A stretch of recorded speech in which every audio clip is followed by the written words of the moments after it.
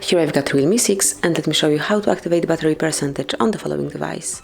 So at first you have to open the list of all apps, then find and select the settings. Now locate and open notifications and status bar, and here you will notice show battery percentage on status bar.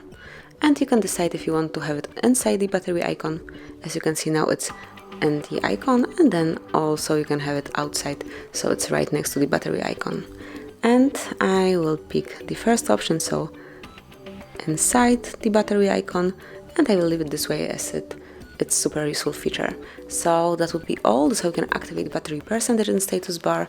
Thank you for watching. Please subscribe our channel and leave the thumbs up.